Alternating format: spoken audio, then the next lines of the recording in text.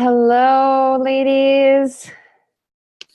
So happy to see all your beautiful faces as you're popping on. We have got an amazing session planned for you today. Just giving you a moment to hop on. I was looking over your Facebook post or Sage's Facebook post this morning, asking you to post your questions about hiring and team delegating and training. And I love them. They are so on point and completely about everything that we are going to be talking about today. So welcome to your training call on hiring and building your team. We can't wait to see you in Hawaii. And right now, Sage is on a plane heading to Florida to speak at her mentor, Jeff Walker's event and bring back some more juicy goodness that she'll share with us next week. And so I'm here with you to support you with all your training questions and delegating questions. And we've got a lot to give you today to support you in that realm. And we know definitely Women Rocking Business, we wouldn't have been able to grow to be a multi-seven-figure company without team.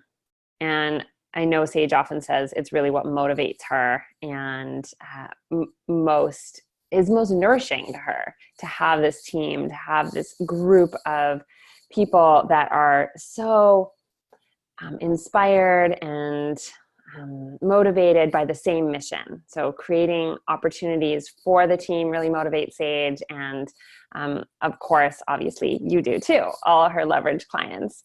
And I think that the Women Rocking Business team is really special, and it's exciting to get to share some of the things that we do behind the scenes with you, because we want you to have inspired, excited, engaged teams that want to stick with you and work with you. And I know that I have really benefited being part of a team like this, because it's really about feeling empowered. I'm going to talk more about this later, because some of you are asking questions about how do you run a team in a way that people want to stick with you and grow with you. And I think the foundation of it is really having us feel like empowered and excited for being in charge. And I know when I worked in management myself for like many years ago, I worked in management with Lululemon. And one of the things that I learned that was huge was motivating a team to feel like it was their company and making decisions from that place. That what would you do if this was yours? How would you act? How would you show up? Which is very different than employee mentality.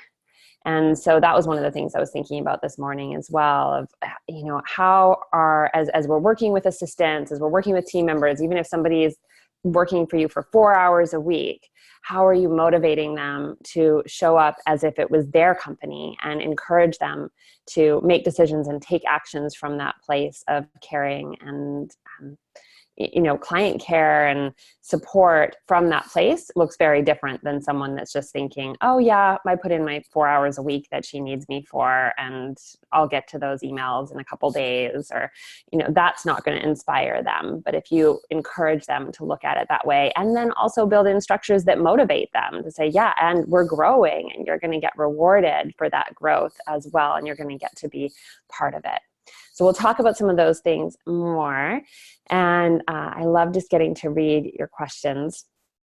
And I just want you to think about, especially for those of you coming to Hawaii, like if you have an assistant, number one, think about what you can give away.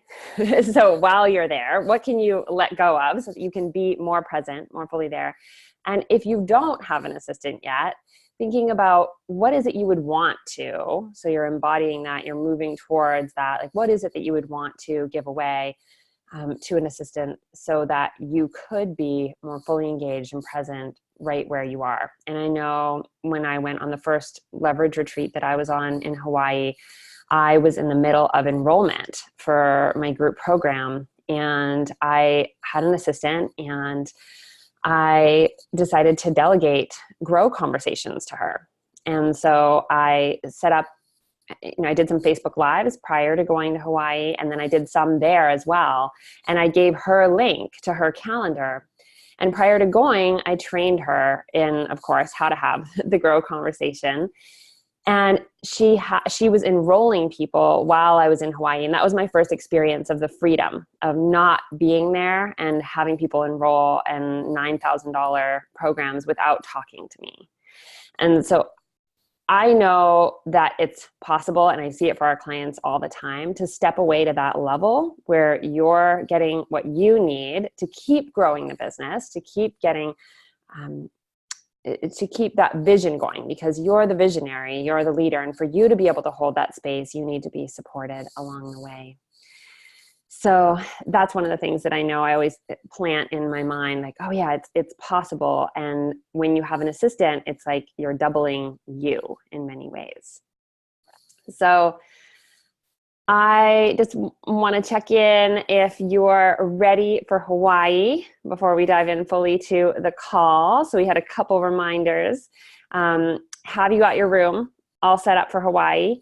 Have you reserved your spot to swim with the manta rays? So just checking in on those things. If you need to do those things, if you need to follow up, not doing them right here, but just messaging Sylvia at support to make sure you've got those things. And I just want to mention about the manta rays, because I know that it can feel scary when you're thinking about these big, beautiful creatures of the sea, if you haven't been swimming with them yet. And it's just about 8 feet of water. So it is not, it is not scuba diving. This is snorkeling. It's a very gentle swim. We've had people go out before literally with, life jackets on and holding hands with other women who didn't even know how to swim. So it's like, seriously, it's right at the edge of the water, and we have amazing guides that are also going to be there with us. Of course, we definitely recommend knowing how to swim. That's an unusual scenario that they really wanted to just do it and be held.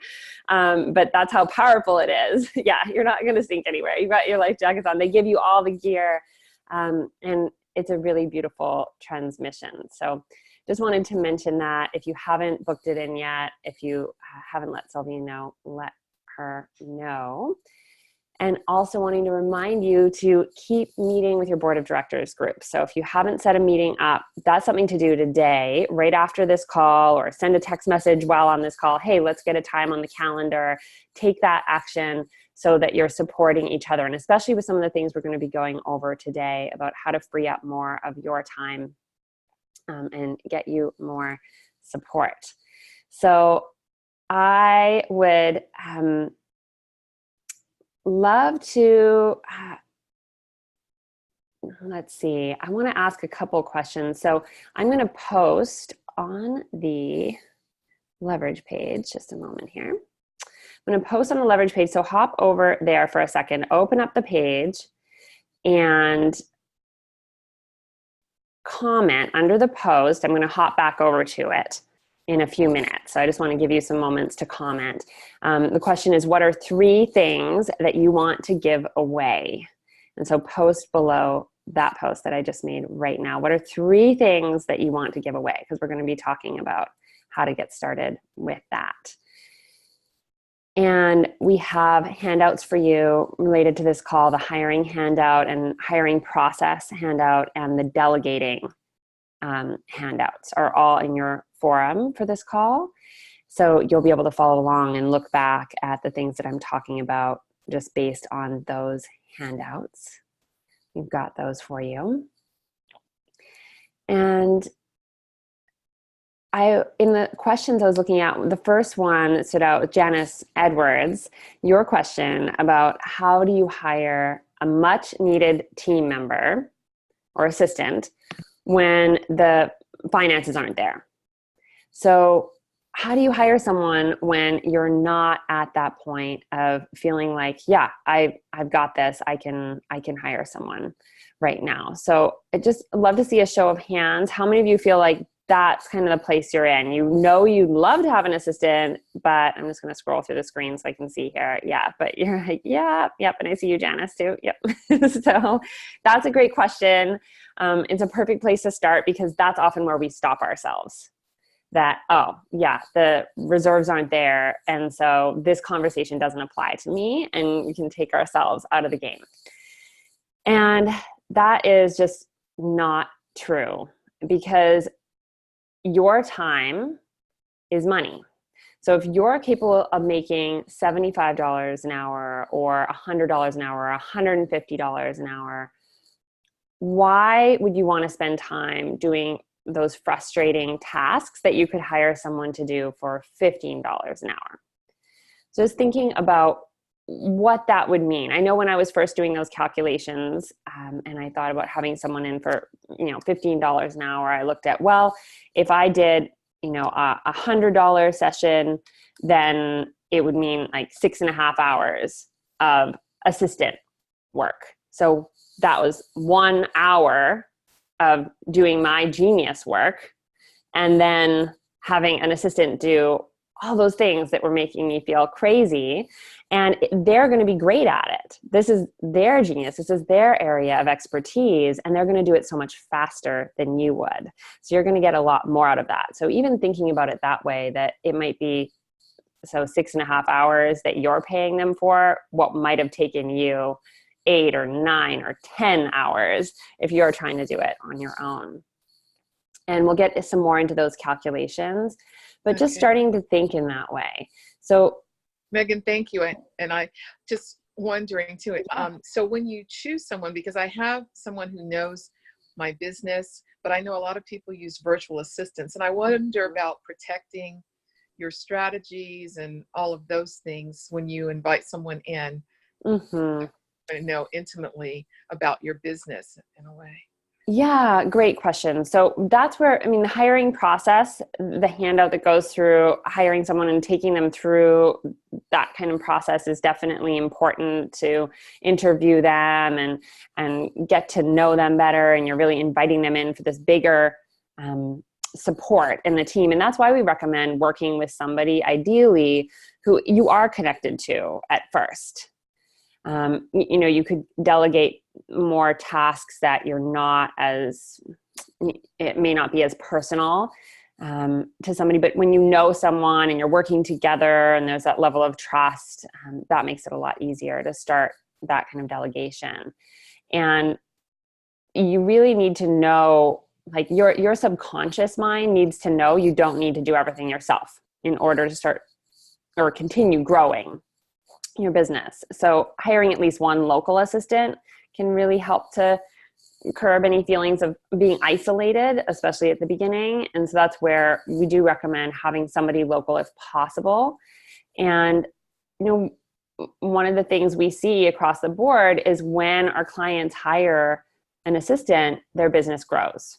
And we've really rarely seen it go the other way. It feels like a universal law of support that can help us grow organically when we're supported. So when you commit to getting support and you invite support in, then more flows your way because you're available for it. And another thing I wanted to speak to with the cash flow piece is you've got a great opportunity coming up, all of you, with the holiday season. And we wanted to just plant the seed for you right now so that you're prepared for it and you're not, the night before Thanksgiving, just recognizing that opportunity is here. So Thanksgiving time in the US is definitely a hot time. So Black Friday sale is a hot thing to do, or something, starting the month of December, some kind of a holiday sale related to your business. For wherever you live in the world, that can be really supportive. And one of the things we do is we often sell the Enrollment Mastery course discounted from $997 to $97. So it's a huge discount, 90% discount, which is really hot. And we typically sell around 500 of them at that. Now, granted, that's with a big list. But for those of you with mailing lists or with social media following, this is a great way for you to have just one time a year that you do a big discount, and having that intention behind it as well. Like, oh, I'm going to do this. I'm going to do some special or a discount, and it's going into my assistant bank. Like this is for my support. When you have that intention, I feel like that makes a big difference right from the beginning. So thinking about what could you offer for a holiday sale. And typically we don't recommend you just selling directly from your email list or directly from social media, but this is a case where it works because it's such a huge discount. So just think about what you could offer like that. And thinking about when you're starting to look at hiring someone, what should you give away is the other question that we hear all the time. And how do I give it away? So basically everything you don't want to do, everything that you are not excellent at, that is not in your area of genius, that's ultimately what you're going to want to give away. So technology support for most of you, that's going to be right at the top there. Like website development and programming, all that back end stuff. And setting up your website, landing pages, linking pages to your shopping cart, setting up your affiliate tracking system, all those kind of things fall under the technology support. And those are often between $40 to $100 an hour, depending on who you're getting to do that. So for website development, that's obviously in the higher range in most cases.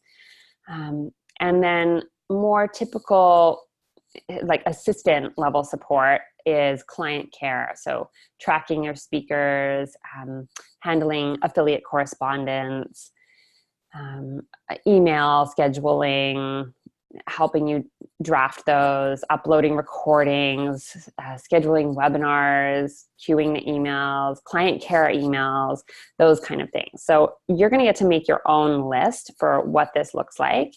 And we're starting with the post that I posted there. So that's a great place to start, is just posting those top 3 things. But then I encourage you to go ahead and grab a piece of paper and really make a list of all those things that you don't want to be doing.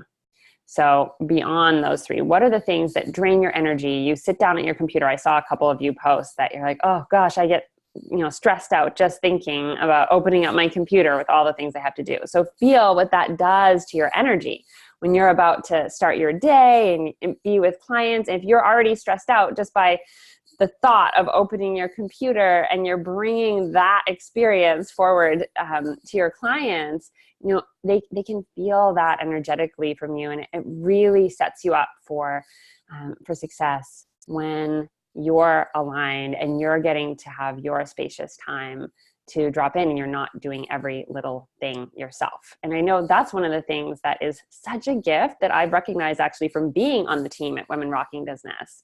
And I've been blessed to have an assistant in my own business now for 3.5 years, something like that. So maybe 4. And so it definitely, I've been used to that, but it was radically different for me to go from that to having a whole team. Like all of a sudden with, our work here, if I have a technology question, if there's a support that I need, reaching out to Jen, Sebastian about that, client care, and I'm connecting with Sylvia, coaching support, and talk to Shannon, sales, talk to Claire. Like we all have our areas that we're working on, and not doing it all alone gives so much more energy to be fully present and just show up and be in my genius, which is in the coaching and not doing all those other pieces. So I really got it working as part of a team like this, the value of having all that support. And I know that it doesn't start that way as having the entire team, but it starts with having one person that you can hand things off to and trust. So I'm going to hop over to the Facebook page and just see what some of you are posting. Thank you. Yeah, you're welcome. So 3 things you want to give away. Oh yes, I love it. I love this. Is like the most engagement ever. You like this question. What can you give away? This is fun. Okay, so here's what we're seeing so far. So Janice, sponsorship sales for your show. Kiralani, repurposing content for all social media platforms and email. That's awesome. Really good one for all of you to be thinking about. Oh yeah, once you start creating content, like Sage's book, for instance, we repurpose content from her book. She gives that to an assistant, a digital version, and they pull quotes and they pull things from her book and turn it into social media content. So if you have blogs, articles, podcasts, interviews you've done, they can be listening or reading those things and then repurposing them. You don't have to do it.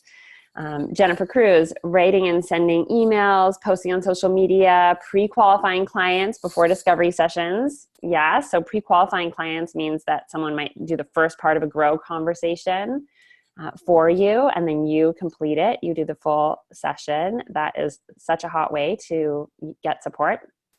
Tiffany Kiefer, Law of Attraction book. Awesome. And Suzette, marketing, creating opt-in forms, funnels, sales copy, and then social media content, scheduling, social media management, and customer support. That's great. And that's what's so awesome about being able to use things like, I've just started using Planoly in Instagram, where I sit down and look at the content I want over the course of a month. And you can plug in all the things. I think you can plug it in for longer than that, but I'm not that prepared. So let's face it, month is the dream. It's not happening like that right now. It's like a week right now of putting in content of posts and text and the photos, and then just having them go out. So it's not like, oh, now I'm going to sit down and write it all out and think about it and then go back to clients. No, there's a time for it where my mind is in that space. And that's even easier to do when you have an assistant that you can delegate things to, like saying, okay, I want these kind of posts every week, and here's where you can look in the materials I've already written, already created, to start developing. And then if you do some random posts in there as well, then it's coming from your inspiration in the moment, and it's not coming from this place of, oh, I need to, I have to, I should do this, because it's already taken care of. So awesome, Suzette. Yeah, social media content scheduling. Rose Amaru, website management, social media questions, flyers and promo materials. Yes. Sarah Coolidge, follow-up phone calls, email writing, handling the snail mail.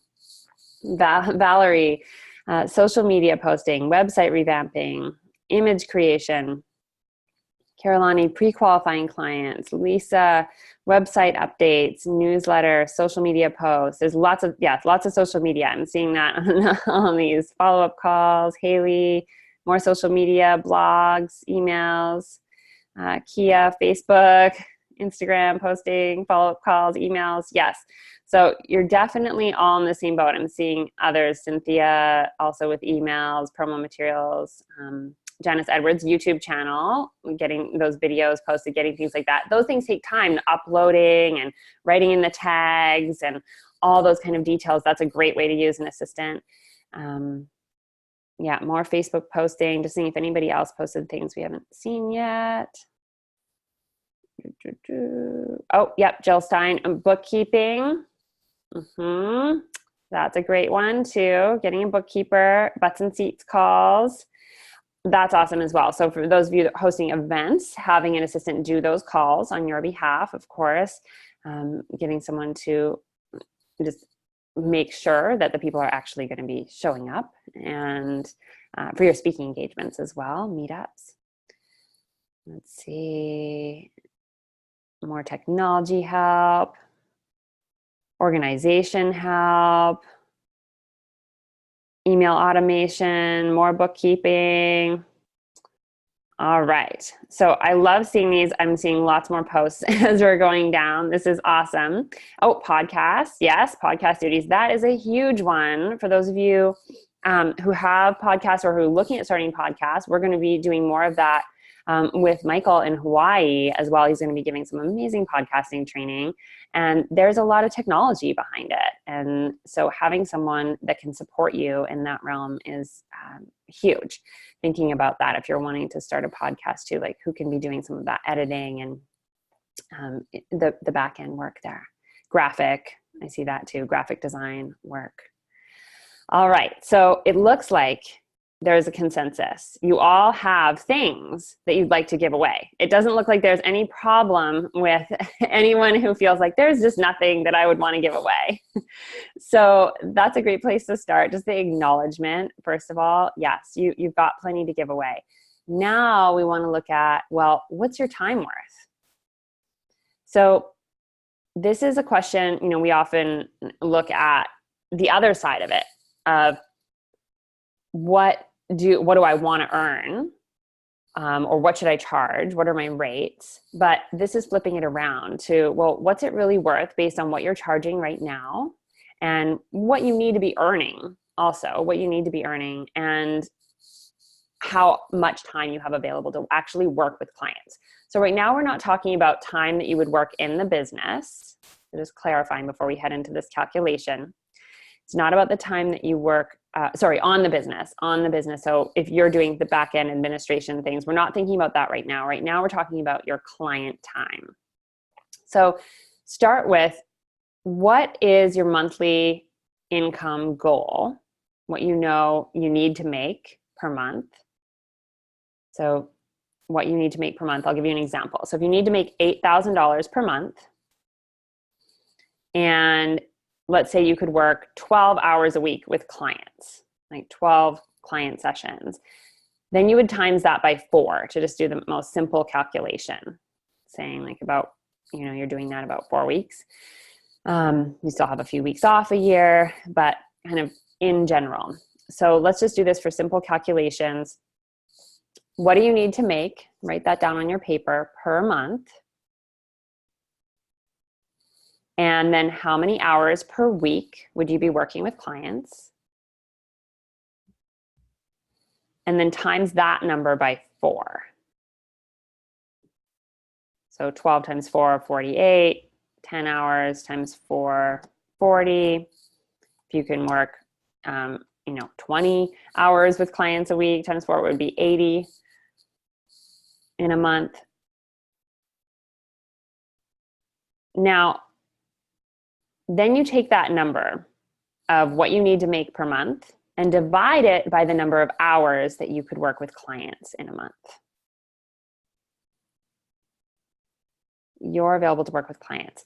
And that is the number of what your time is worth right now.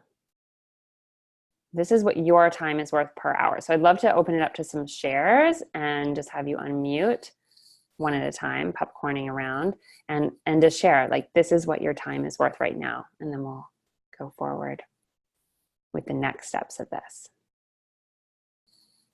Just go ahead and unmute yourself once you've figured it out, and we'll take a few shares. $104 per hour. 104, and that's Kirillani? You said that? Yeah, 104 an hour. All right. 250. Suzette, 250. Lucy, 200. Lucy, 200. That seems low, though, to me. Mm-hmm. Yeah, well, I need a raise. Hey, Megan, you lost me on the math. Great. Since okay. I need Thanks for speaking about that, because I want to make sure that everybody's got that. Okay. Okay. Can you tell me what that person that needed to make $8,000 a month? So with that example, so it was 8,000, and then you look at in this imaginary person, 12 hours per week with clients. Mm-hmm. So that would be 12 times 4, saying okay. 4 weeks. 48. Mm-hmm, right, exactly. So then you divide that number, the 8,000, by 48. So you divide the number that you need to make per month by the number of hours that you can work with clients. Okay, great. Thank you. So in that case, it's 167 around for that person. Great. What's Thanks. yours, Jen? Reverend Jen? Oh, I don't know, because I haven't. You haven't got it yet. Okay. I was lost in that one. So we'll I haven't come done back. Okay. Yeah, Janine. Oh, 1 second. There, you're unmuted. Okay.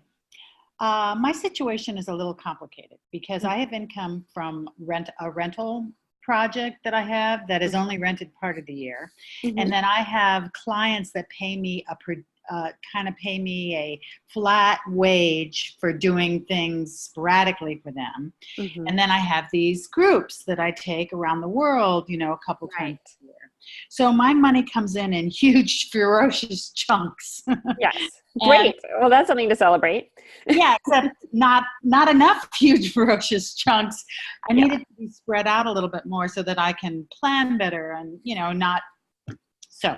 So this is the question of, and for all of you that, have lots of different income streams, this is the question of how much you need to be making per month that you really, you need to and you want to be making per month.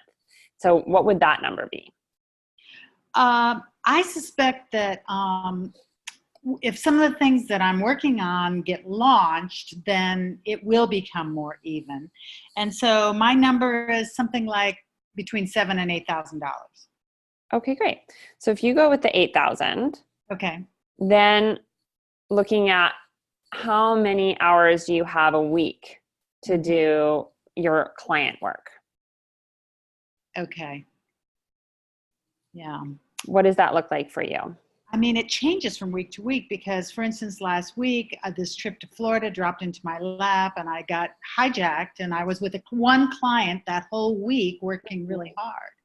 So right. And so what we're looking at is the average, of course. For instance, like when I'm thinking about doing our events and we're in Hawaii and we have 12, 14-hour days. That's not the typical calculation. But when we're looking at, this is how I would typically work with clients in a week. This is the number I would be seeing clients. Like maybe I, spend probably like 15 hours a week with clients. Okay. Like looking at that. Okay, well, this is expansive for me and it's a different way for me to think about it. So I'm going to do some calculations and maybe circle back around. Okay, great. Thank you.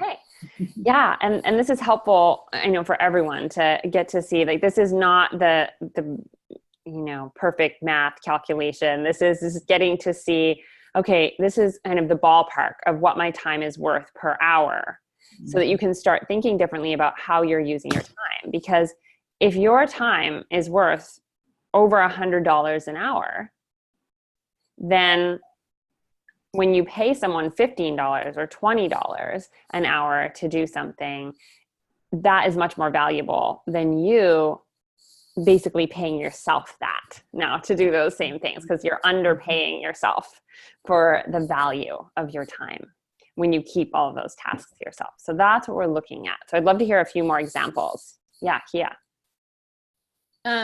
So one quick question. I'm going under the assumption that the amount that we want to be making a month isn't just like what's going into my bank account to spend on my household and family and whatnot. It's like the amount of money I need to make to keep my business running and like the whole 9 yards. Cause that's a really different figure, right? I mean, right. I would love to have $5,000 like that I'm paying myself a month. Yeah. But that means my business has to be making like 8 to 10 or more, right? Yeah. Yeah, so it's the whole number. So it would be more the 8 to 10 number. Perfect. Okay. So I did $8,000 spending 40 hours a month, so $200. Yeah, $200 an hour. Great. Thanks. Yeah, thank you. Couple others? What's your time worth? Haley, yes, hi. So my situation's also a little bit different right now because I'm working full time. So I'm sort of I did it based on my calculation of like, what would I love to be bringing into my business each month that would feel really spacious while also like working what I can do with my full-time job. Well, this is a great example, Haley, too, about working. So working full time, you have very limited hours to be working with clients in your business. So it's not that you have all day every day to see clients and bring in income that way. So it's even more valuable to look at here are the couple hours that I would have a day to be able to do this, if that. Yeah. And I was really counting based on just like hours with clients and not what else I do. Exactly. So what I came up with was like, I would love to be making $5,000 a month consistently right now on top of what I make in my full-time job. And then if I was working like 4 hours a week with clients, so that's 16 hours a month. And then my time would be worth like $312 an hour. Great. Yeah, 312 an hour. And so when you think about that, Haley, as an example of 312 an hour, and do you have an assistant? No, but I would love to have one. Yes. And if you think about having an assistant, and let's just go with 20, like you're paying someone 20 an hour when your time is worth $312 an hour. How does that feel? It feels like I should have done it a long time ago, probably. Yeah, and we're not definitely coming from this place of like, oh gosh, I should have, and I've been wasting the time, but just more of like the ease of, oh yeah, it's a no-brainer. Like, yeah, my time is actually this valuable, and if you free up your time to be available for clients in that way by just having some support for a few hours a week, then if you can bring that in with even 1 hour of client time a week, that's already going to be no problem to pay for someone to do 4 or 5 hours of work for you, and then you'll still have lots left over. Yeah, it feels like it would actually, like you said, a no-brainer, and would actually be more supportive for like freeing up energy keep track of time, to okay? do more. Mm-hmm. Yes, exactly. Thank you. Awesome, Haley. Thank you. Yeah, Taya, last one for right now. Oh, I think you need to unmute yourself. It doesn't let me. How about there? There we go. Mm-hmm.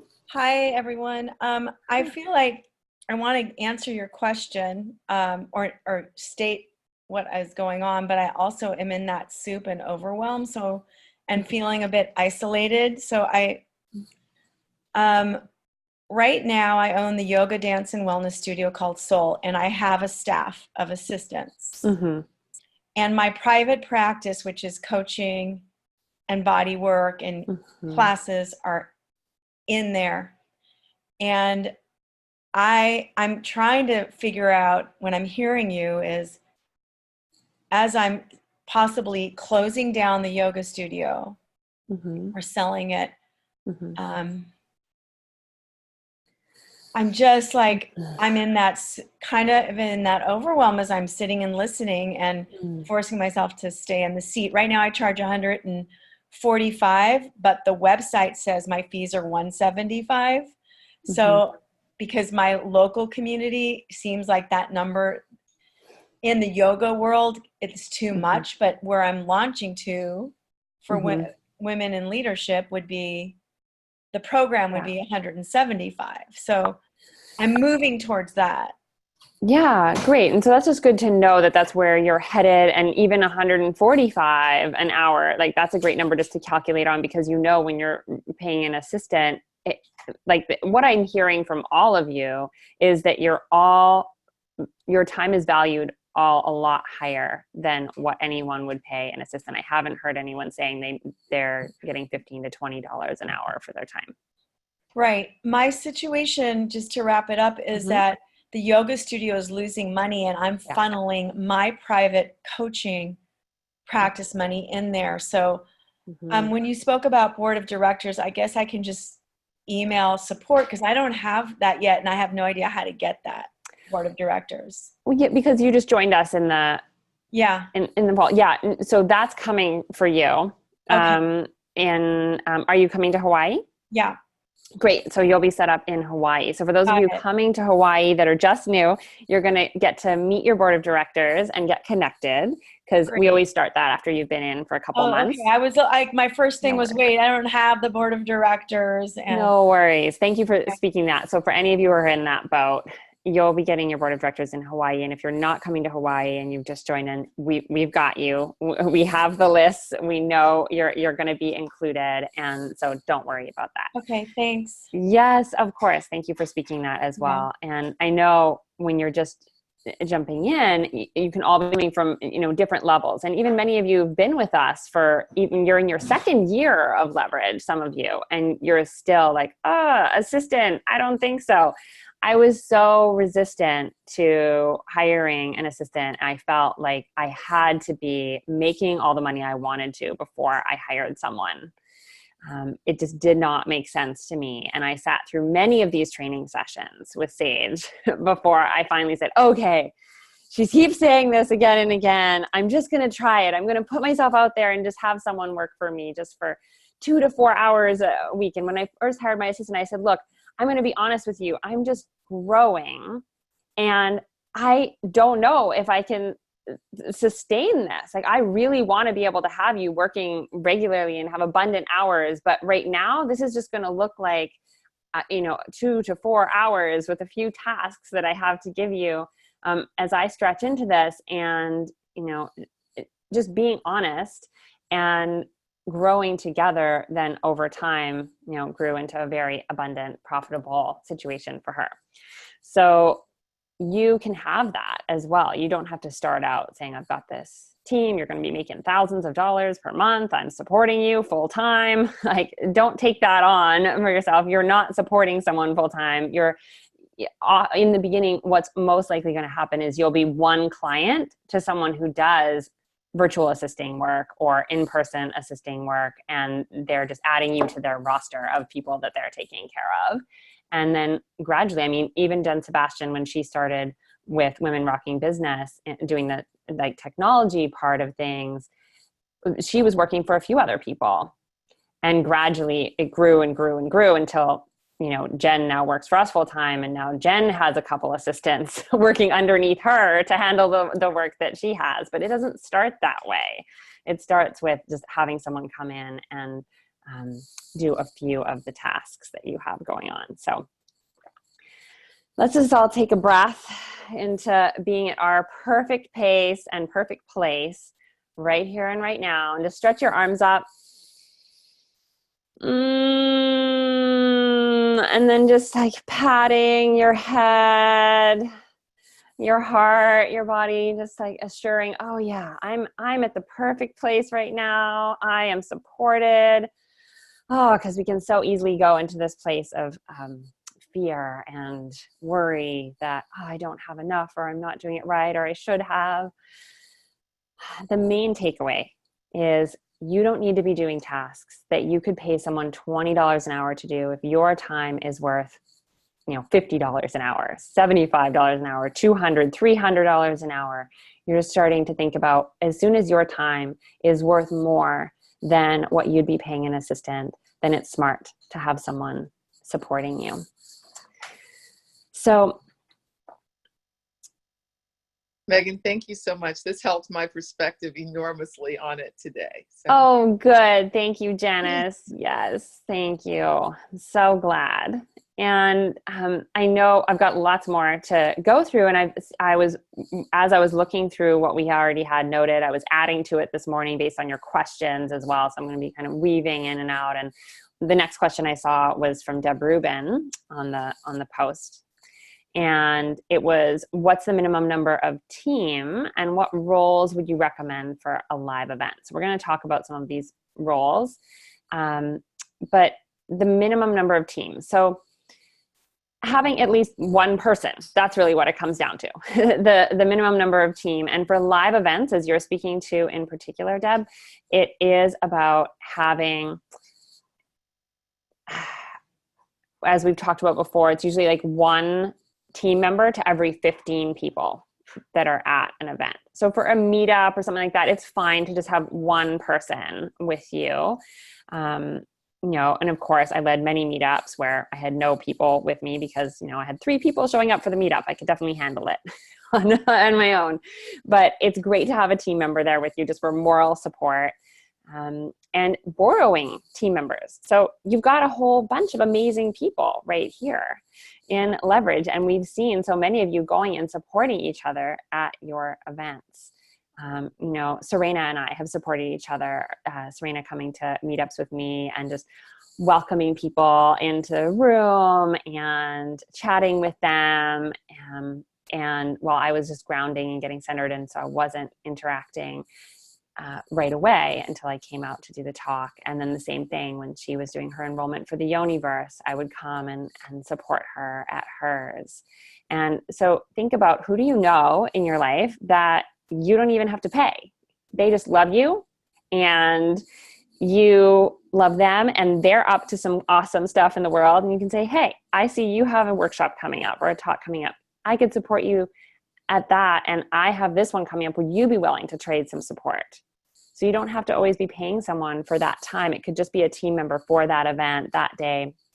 And definitely for live events, it's not all about paid support. It's about having team members who are volunteering and wanting to learn from being part of the team, just like many of you come and volunteer at the events to learn and be behind the scenes. So thinking about that as well, there's always, I can remember when I was in yoga teacher training time, and then once I had already become a yoga teacher as well, I would pay to fly and assist my teachers in their amazing retreat locations. I would pay for my accommodations. I would pay for my flight just to be able to be there on the retreat, supporting them and learning and watching everything that they were doing. So think about that for yourself as well. Like, who wants to be in your field? Who wants to be closer to you and be able to ask you questions? Like, that's valuable as well. So for me, those are some of my most incredible memories in my life have come from being volunteer and being a support to many of my different mentors over time. I always put myself in that position of how could I help my mentor, rather than looking at it like, oh, I'm just going to pay for whatever, like training that I'm taking and then show up. Like, how could I help my mentor? So look for those people who are close to you, who stay after a workshop and ask you extra questions, or who offer to, oh, can I help you? Oh, you have flowers, let me put those out. Or can I move the chairs? Like, watch those people that are seeing the details, who are going to that extra effort, and say, hey, I've noticed you've been offering some support and it's really amazing. I have a workshop coming up, or I have an event coming up. I'm wondering if you'd like to come and support me.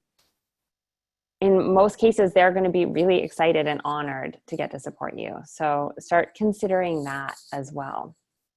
And it's great to always have at least one other person in the room. That's what it comes down to just help you welcome people, to help handle registration, so that you can stay centered and review your notes.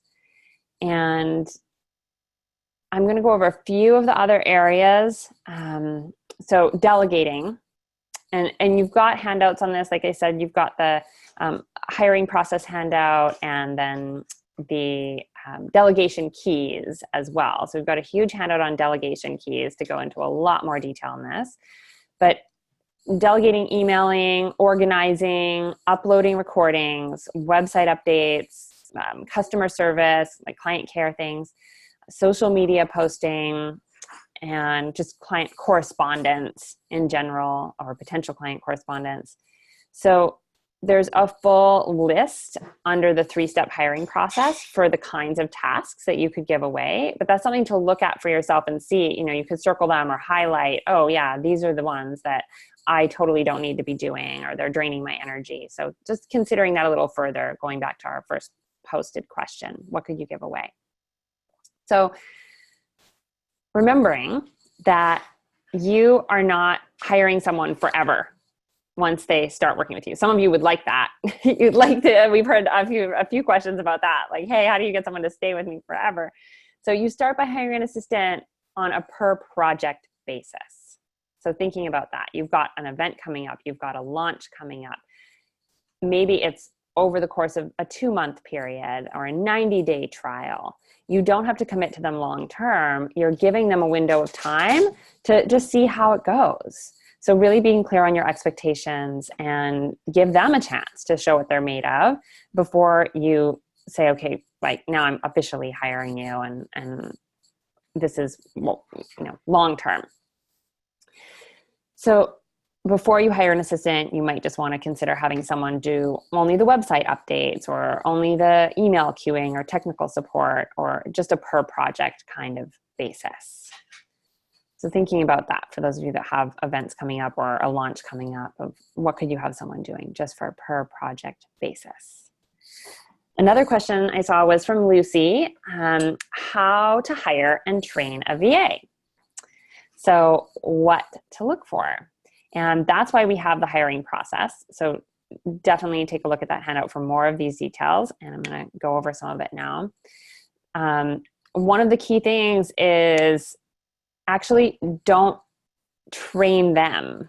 So what we mean by that is hire great people who are really motivated and they want to train themselves.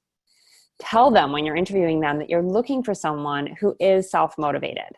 who could watch online training videos, who can, Google how to do something. You don't want someone messaging you and saying, hey, I'm in your MailChimp and I'm wondering, how do you add a link in the email, or how do you add a PDF to the email? You want someone that would be able to answer those questions. So for instance, asking an interview.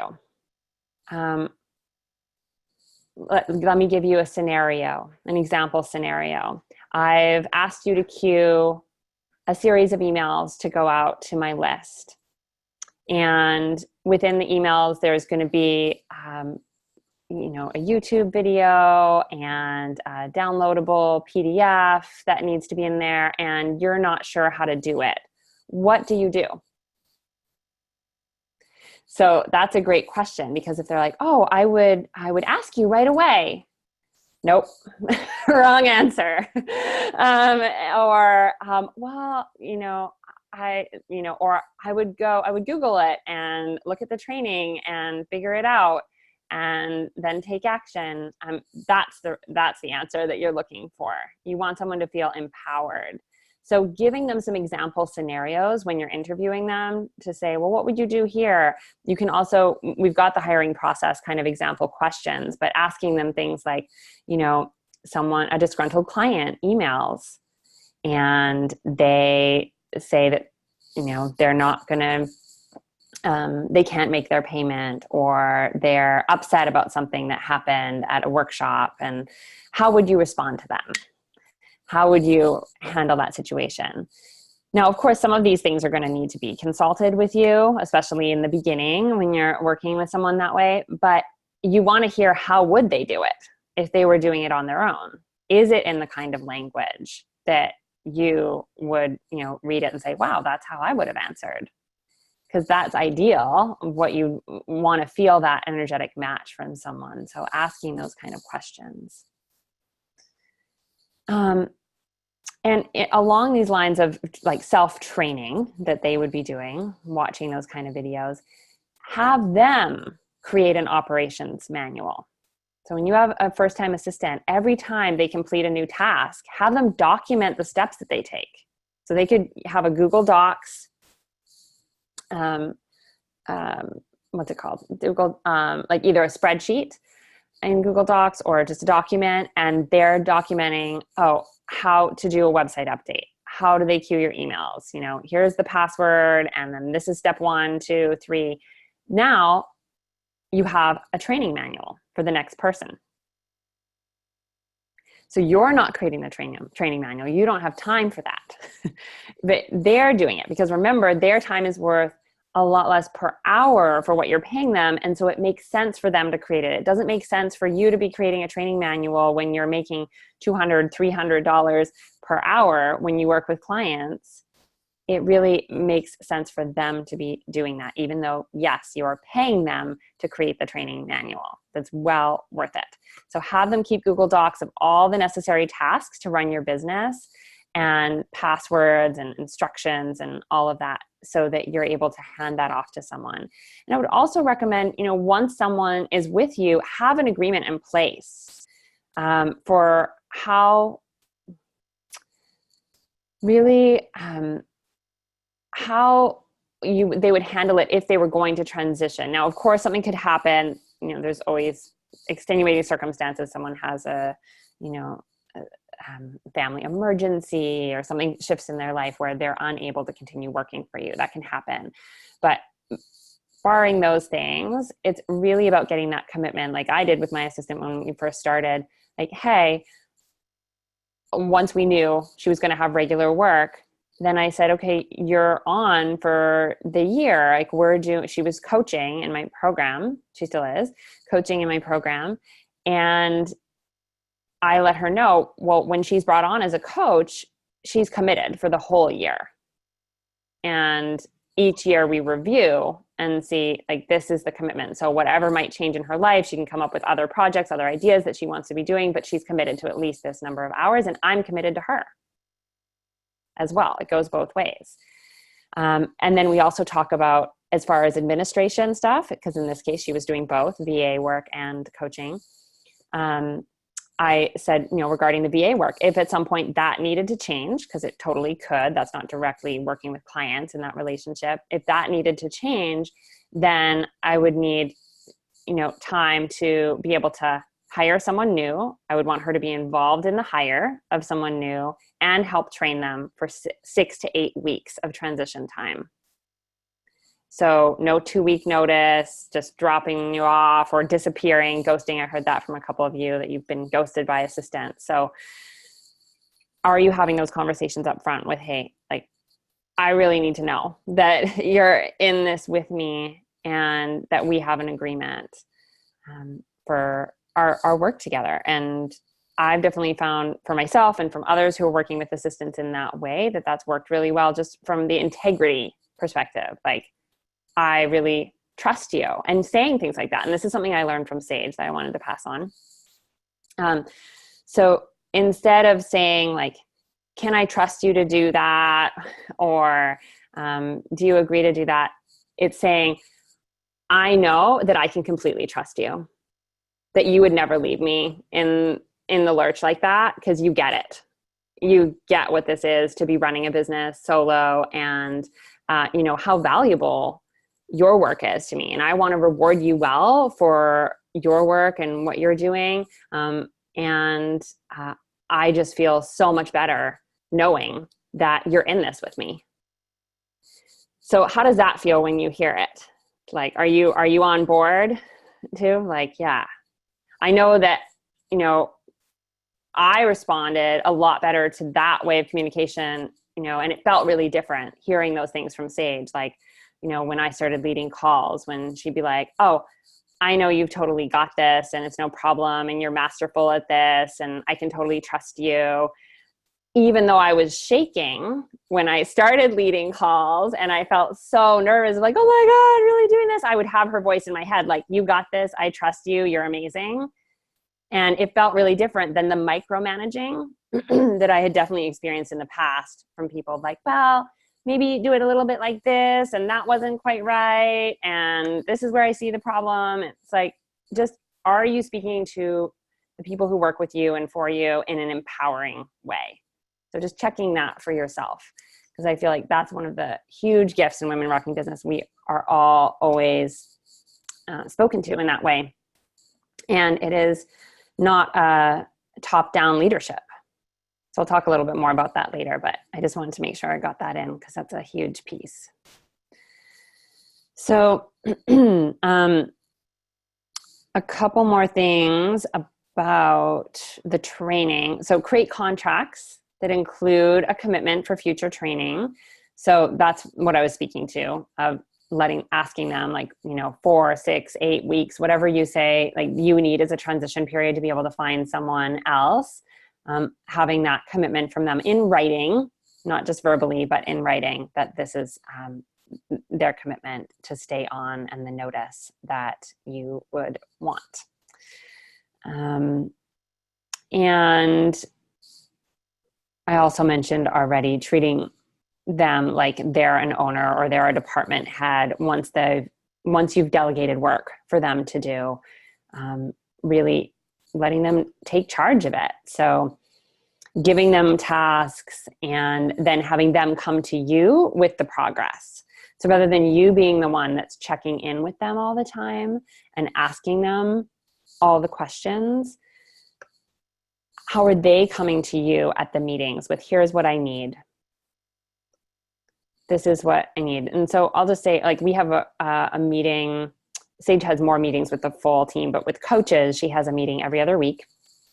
And when we have that meeting, she always starts it off with, what do you need? What do you need for coaching?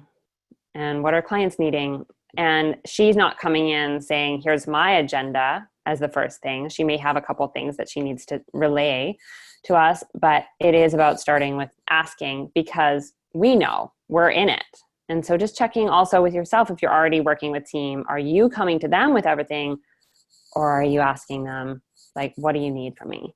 How can I help you get your job done? All right, a couple more questions from the page. Erin Guthrie asked how to motivate the team to understand the way of the company, the why, sorry. How do you motivate your team to understand the why of the company and do more team building or more coaching, have more check-in time? And then Sarah Coolidge asked best practices for setting up expectations around communication and commitment ahead of time.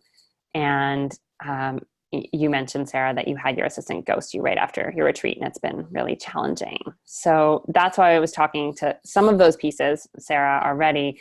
And for both of you, this idea of how to motivate team, for everyone who has those questions, and how to motivate the team, this is really about the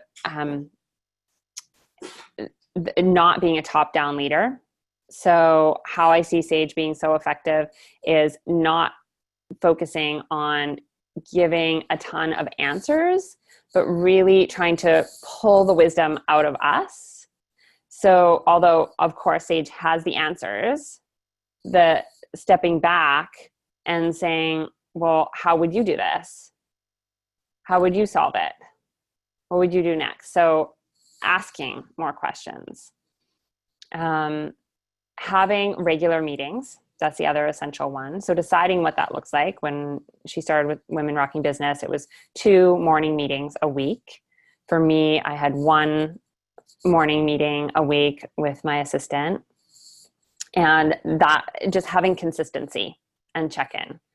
And even when you think you don't need it, I know many times I'm like, oh, I don't need that. I don't know what to tell her. I could just email that. I don't need to have the time having the meeting. It makes a difference to actually be face-to-face, get on Zoom, have that meeting.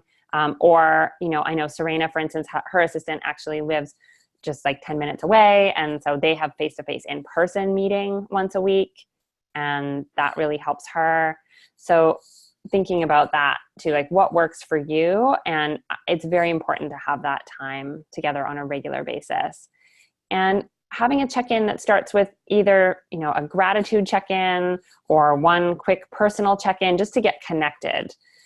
And then asking them, what do you need? So have your assistants start the meeting. So their job is to bring you the questions and bring you the updates on tasks rather than you having to track everything. So I hear that a lot from our clients, like, oh, I'm spending so much time tracking everything for my assistants and they don't know. Well, have you told them that it's their job and that you'll be coming to the meeting ready to hear what they've completed and what their next steps are? So if you're finding that it's challenging, always looking to see, well, what are you doing that may be creating that challenge and how could you start doing it differently? And it's ideal if you can keep most of the correspondence to your meetings. This is why it can be helpful to have a couple meetings a week, a couple short meetings, rather than having them reach out just anytime, all the time, whenever they need something. Of course, there can be some urgent requests, but if they can keep it till the next meeting, unless it's a time-sensitive thing, then this is really going to save your inbox. So you could let them know, hey, here's the method we use, and let them know whether it's email, text message, Voxer, or you use a system like Slack or Basecamp, like, all those different things. Choose the system. Like we use Slack in Women Rocking Business, and we have channels for things. So we have like a coaching channel, and it's like a folder, basically, a sales communication channel, client care communication, events. We've got different tabs on there. And because there's so many team members, Slack works really well because you can tag the person that it relates to. And it's not flooding your inbox with things. And our commitment as a team is we check there Monday through Thursday, once a day. We just make a time once a day to just check and see any messages for me that I need to handle, and then getting it taken care of, rather than having constant messages flowing in and text messages and phone calls, and it can be so disruptive. So start thinking about what is that flow that's really going to help you to work smarter and not longer hours, not more. And for your team as well, they're going to really appreciate it, having system. And these systems get developed over time. You know, we've had numerous systems. And this is just the one that we finally landed on is really working well. All right.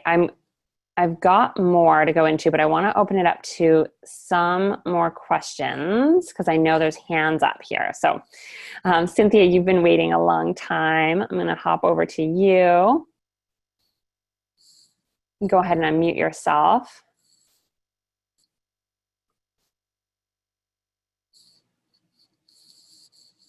If you're ready.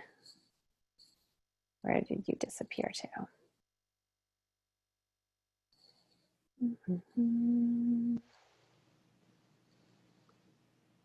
Cynthia, if you're still ready, go ahead and unmute yourself.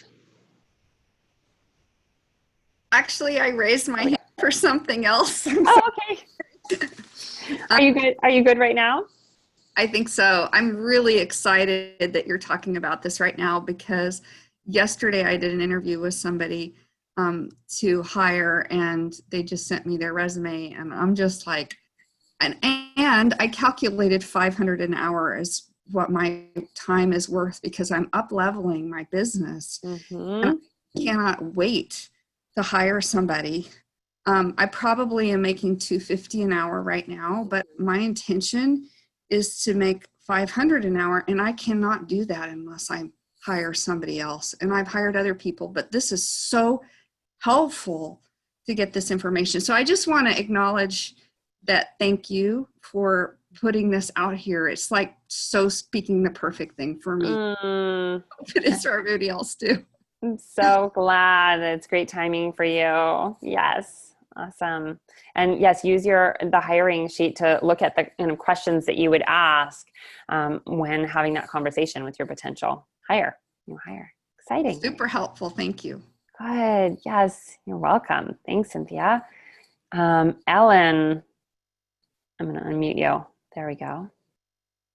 Hi. Hi. I'm just wanting to make sure I'm on the right track. I am hopefully starting a year-long program in the end of February, and I have 3 people in my 6-month group who are very close and good, and I kind of seeded a little bit that they could take the year-long program for less if they assisted me in various ways. Like I didn't get specific yet, but I just meant sort of taking care of me and taking care of the clients coming in the door. Nothing technical or anything yet. Is that okay to offer it for less? They look sort of interested. I haven't really put it out there, and I don't even know if I'll get anyone for my year-long program. But yeah. So this is a great question of, how do you do a trade with someone or a partial trade? So I would say there's a couple essential things. One is the person that you're having come on to do the work for you should ideally be skilled and motivated to do the job that you actually need. So for instance, I've heard from clients in the past who've said, well, I have someone volunteering to work at my events and, support me with sales at the back of the room. But she actually has huge blocks around money and is really anxious having those conversations and has told me that she's very uncomfortable with that. So I've actually heard a version of this countless times. So I just want to use that as an example. You want to have people doing trade for you that they're great at it. So you don't need to be worrying about them and micromanaging them and thinking like, oh, they might sabotage this, or they're, doing client care communication, but they're actually really short-tempered and, hate answering email and, really you've got to get people in the right seat of the bus. So that's something to think about, Ellen, that you're choosing people for these roles based on what you see their areas of genius to be. and how they can be supporting in collaboration. Like, what about just setting up the room and greeting people at the door? Exactly. Like, but not everyone's great at that either. Yeah. So you want to, you want to tune in to see like what, who are you choosing to do those roles? But yes, they can help you set things up, do the behind the scenes things, but really looking at what it is you need help with. And that's what I was asking you all to post those, like, here are the top 3 things I need help with.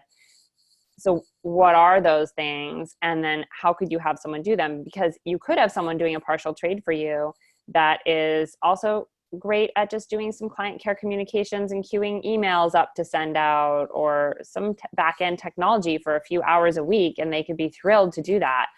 I did an entire coaching program for one of the years I was in trade, because this was probably like 8 years ago or so, because the person that was leading the training, who was amazing, didn't know how to make like the basic flyers, or, I remember her asking me like, well, do you know how to make a PDF? And I'm like, yes. Yeah, I do know how to do that. And she's like, well, I have these workshops, but I just spin on trying to make a flyer. And I just made one for her and said, like, what about this? Like, what would you think if I made something like that? And she's like, oh my God, this is like a dream come true. That's who you want. So if you're going to do trade with someone, do it with somebody who's coming to you saying, here's my skill. This is the skill set that I can bring you that's valuable, because it's still money. Like, if you're giving someone training and if you're supporting them, it's instead of them paying you. So you're still paying them. I just want you all to get that you're paying them through giving them what they would have been paying you for. thank you. It's not a gift. It's an energetic trade, and money is just one of those energy forms. Yeah. Thank you. Good question, Ellen. Thank you. All right, Deb Rubin, I'm going to unmute you. Maybe. You might have to unmute yourself. Hi. Hi. Can you hear me? Yes, I can. Hi. So thank you for starting to answer my question about live events, and and I'd like to get a lot more information on that. Specifically, okay, so what I already do is kind of live trainings, movement, fascia unwinding, bodywork, yoga, dance type training. So I'm really comfortable with live events, and starting to kind of think about doing a 3-day live event. And I hear that you say 1 person for every 15 in the room. But what I'd like to hear from you is more of a specific list of the tasks that we should be thinking about getting covered when we're doing a live event, in terms of, like, because you've done so many and your team is like a well-oiled machine now at Women Rockin' Business, there's always things that I don't think of until after. And so from your experience, what are some things, in terms of 2 things? One, like, I heard having at least 1 person for the registration and welcoming and all that, but also my team of support and self-care, as well as any other things, like, what are the specific roles that need to be handled? And also in terms of getting it videoed and all of that, is that something that is someone's on your team already, or that's something that you also hire? And then one more piece of that, are there overlapping jobs that you get the same person to be doing the pre-event stuff, maybe the pre-event registration as well as the registration table at the event? Or do you think of the pre-event help and admin as a separate thing from the in-person live event support team?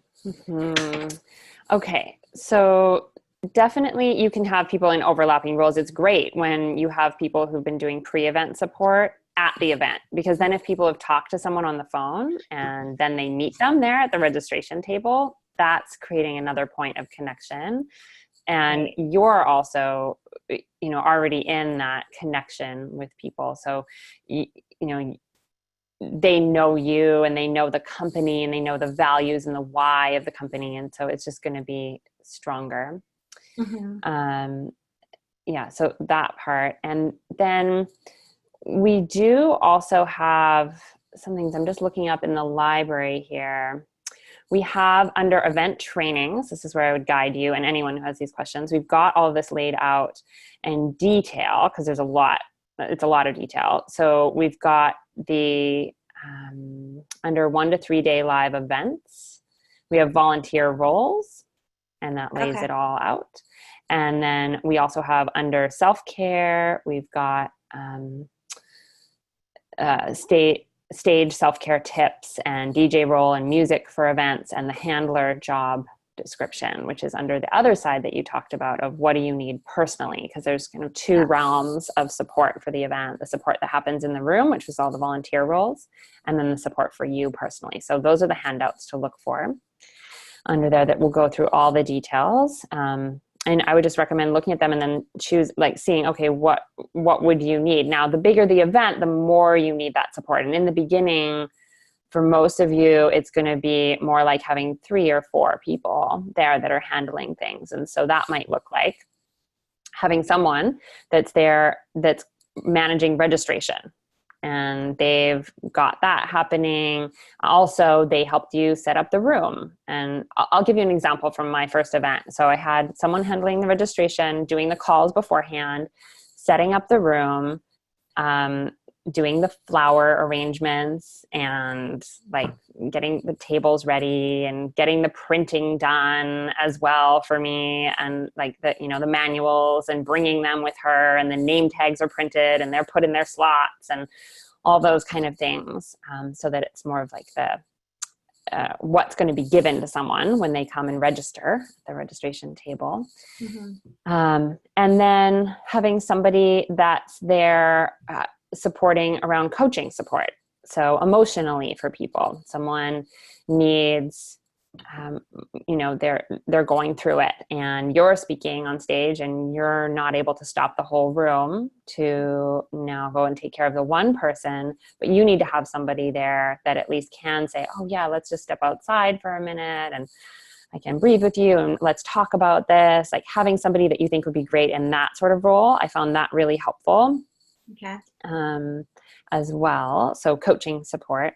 The sales can be the same person. So that person I had that was doing more coaching support, and then the person doing registration, they were also good at having some sales support conversation after the offer. So having training meetings with them beforehand, so they're ready for that and they're in the know about what's going to happen. And you talk about, oh, here's the energy that happens in the room around an offer, and it gets wobbly, and this is what I need from you. And this is why we recommend you volunteer for one of the events for Women Rocking Business, where we make offers. So like the March event would be the next one, because then you hear this is how we train everyone, and you can transmute that to the people that you're working with as well. Okay. And then as far as having, you know, I would say, I'm trying to think of that first one, AV, that was the other team. So having somebody that was there to do microphones and dance music and handle those kind of things. That was the other area. And having a photographer come in. And so often people will choose to have a photographer, videographer, hiring from outside to do that. And we just only in the last year have that now internal, where we have someone that's her role, is doing all the photography, videography work, where in the past we've hired just lots of different amazing people. Okay. That helps. That's a good start. Thank you. Yeah, you're welcome. Great question. And yeah, there's a lot of resources under the event planning for that. So for all of you who are wondering, look at the list. Awesome. All right, Lucy, I see your hand. If you're ready here. Yeah. Yep, there you are. I see 2 of you. Okay. There we go. And now I'm sitting on in my chair, so I don't know why I switched. What's your question? So you mentioned, okay, first off, just a little, in hiring VA, I found somebody that seemed perfect, but she was too much for me, too soon, too fast, expected me to already know stuff. And so then I found somebody that said she could do all kinds of things, but she was not organized. I had to prod her. So I'm trying to find the just right, because the one was like, she only wanted to talk, the only accessible part was half an hour a week. That's it. No more conversation, no matter what I needed. The first one, too much. Oops, I was muted. The first thing I would say is here's something to look at. So your assistant, correct? The person you are hiring as an assistant is telling you that this is how it's going to go. Yeah. No. Ding, ding, ding. And well, I didn't tell you already were rolling. And then the other one, I had to tell her too much. Yeah. So I know you're looking for that perfect. Yeah. It's that in between. Mm-hmm. So my question is, you said somebody that's willing to learn programs and different things that I need. Mm-hmm. Do I pay them for that, or is that part of their? Yeah. I mean, it's working time when they're learning those things. And, ideally though, they would come in knowing a good amount of what you're not hiring someone that's like, I've never used any online programs before and I don't know anything about WordPress, if that's your website, or that's not ideal. You want somebody that does know a foundation, and they would have that on their resume, like, here are the systems and the programs that I know how to use. And you would ask them those kind of questions like, okay, I tell you to upload a video to YouTube, what would you do? They might need to look something up the first time, but how long is that going to take them? Once they learn it, it's going to be fine.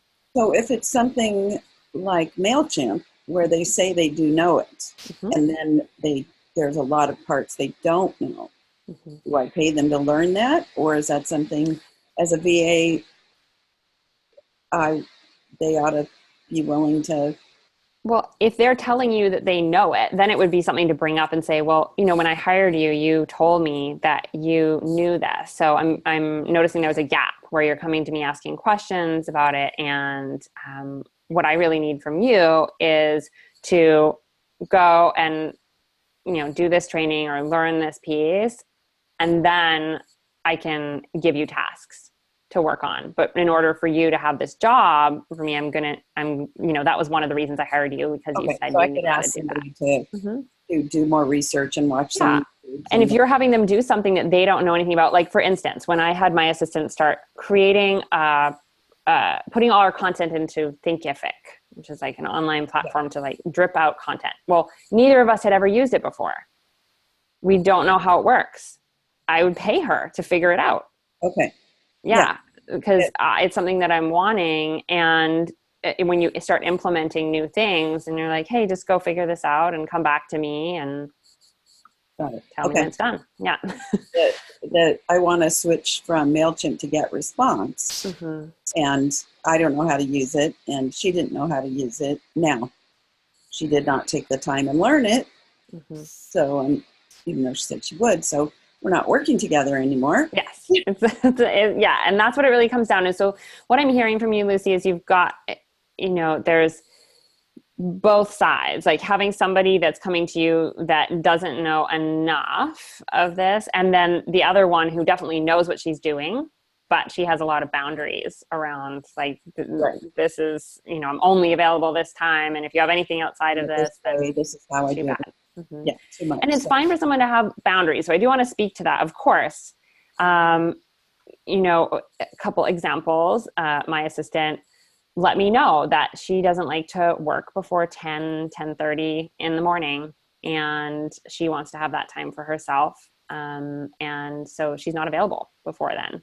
Yeah. And I'm like, yeah, no problem. And then I said, well, and if I'm working before then and I send you things to work on during the day, just knowing like, yeah, a text message might come in or whatever. I'm not expecting you to reply before then, but having those kind of conversations. Okay. And then also knowing what are the expectations? Like if someone's going to be out of town, how far in advance do they have to tell you? Are they completely offline? Are you now doing all the work that they were doing? You need to have those kind of conversations, and you won't know about how to do them all until you're in it, really, and until you're having those experiences like, oh, she went out of town for 2 weeks and I kind of forgot that meant none of the work was going to get done. Like, then you learn along the way. So you don't have to know all these things heading into it. Yeah. But it is about having open communication with someone that isn't going to just pretend like they're getting the work done, and then you find out it's not. Yeah. Yes. Yeah. Okay. Thank you. You're welcome, Lucy. All right. Debbie, how about you? I'm just looking to unmute you.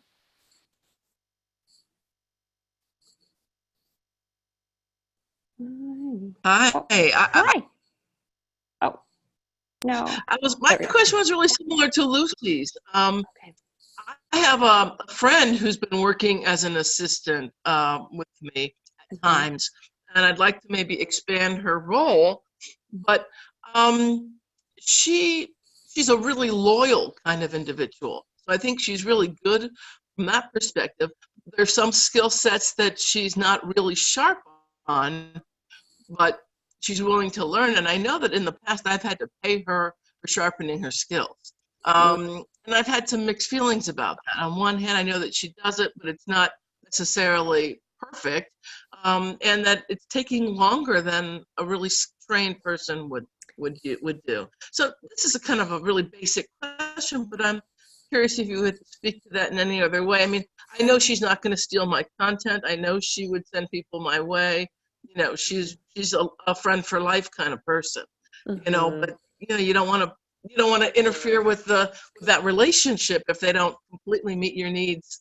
Yes. So let's talk about that they could be a friend for life who supports you in all kinds of ways, but they might not be the best assistant, but they might be someone that you say, you know, I'm actually going to be needing someone to come on in more of like an administrative capacity that's really, you know, this is what they're here to do in this life. Like, this is what they're amazing at. And what I notice you're amazing at is the like interaction with clients and your passion for the company. And I would love to have more of your presence at workshops or events or client communication or whatever it is that is her area that she could be working on. So how are you, again, putting people in the right seat of the bus, that feeling, and being honest with them, because likely she's not juiced about it either. Like, if it's feeling hard and it's taking a lot of time. So having those kind of honest conversations too. The other thing I would say is having someone who takes a while to learn something can be fine, because once they learn it and they're really loyal and they're good at it, like, that's a good combination. Like, but if she's continually having a hard time with something, or, you know, she's learned how to do it, but, you know, I heard from someone recently that she just found out her assistant is taking 6 hours a week to do her email, like newsletter setup. No, those kind of things, like, clearly not the best seat for that person to be in. Then you need to have a conversation about, okay, I hear that this is really challenging for you. It may not be the best area for you to be supporting in. What are the areas that you get really excited about? How would you most like to support me? So I would have those conversations regularly, review time, like a couple times a year, of big drop-in conversations to say, I really want to hear what, when you open your computer, are you dreading seeing? Or dreading the task that's coming in for me? What are those things? Let's be honest. And then what are the things you feel really excited and pumped about? So finding out those things, and then seeing who are you getting involved to do these roles. And, you know, if you haven't read The Big Leap by Gay Hendricks, for you, Debbie, and all of you, that's a really great one for yourselves and your time, like valuing your time, because it talks about genius and what are you doing to spend the majority of your time in that place. And then also, how do you support others to live in their genius, where you're not just saying, well, like, you're kind of okay at that, so I guess you can keep doing it, because it's not going to be great for anybody on the team to be in that place. Yeah. I'm also curious, I've also come across some virtual VAs who are in other countries like India, places like that. What tasks do you recommend giving people like that? And do you have tips for working with people like that? Because I do have somebody who's working with another leverage sister that, I could probably take advantage of, but I also have to up my game to be ready for them. How would you use somebody like that? Well, this is where we have like the delegation keys handout. We do talk about that as the certain areas that can be helpful for you to look at, like the delegation keys talk about how you can enroll people to be great members of your team. And then the hiring, I think it is, I'm just looking for, let's see. Oh yes, it's called hiring. And it says heartful hiring for success at the top of the handout. Talks about what to give away and how. And so some of those things that are for more VA could be like some of the technology things, or uploading recordings, the scheduling webinars, queuing emails, those sort of things. Like think about what are the things that don't require so much of the personal touch or the connection to the why of the company, and it's more of just a task, like just the get this done, copy, paste, click here, do this. You've already written it out and they're doing the details. Those are the good kind of things to get someone to do that isn't as intimately involved. Right. Okay. Yeah. Great. And as far as checking their work, I mean, it's a big step to trust somebody to talk to your clients, for example. How do you transition into that? And how do you monitor what they're doing so that you ensure that they're really representing you and your vision? Yeah. So you have access to their email. You have an email account that would be like info or help or hello at your website address.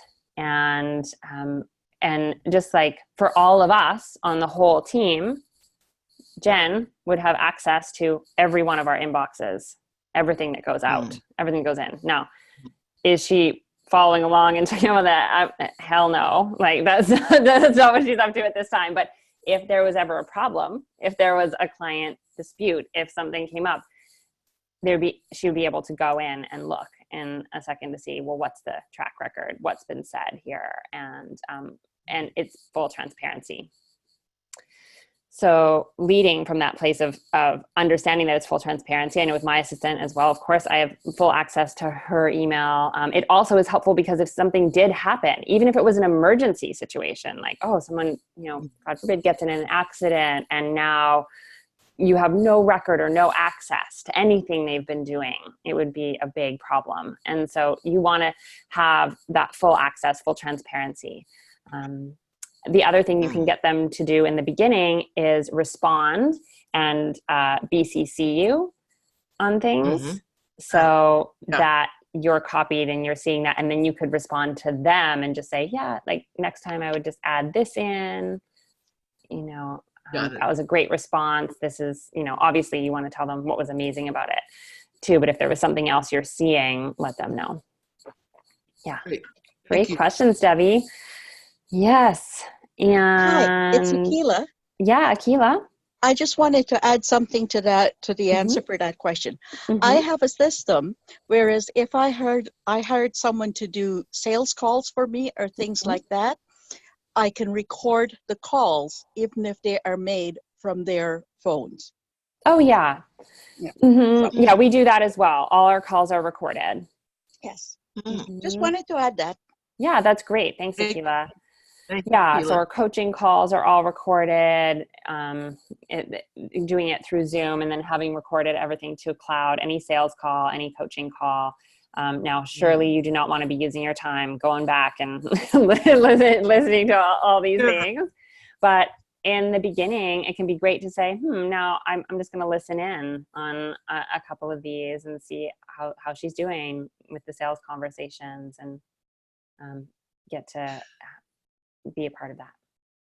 Letting them know that you're going to be listening in on some of those things just to I mean, what would some of the languaging that you might use around that?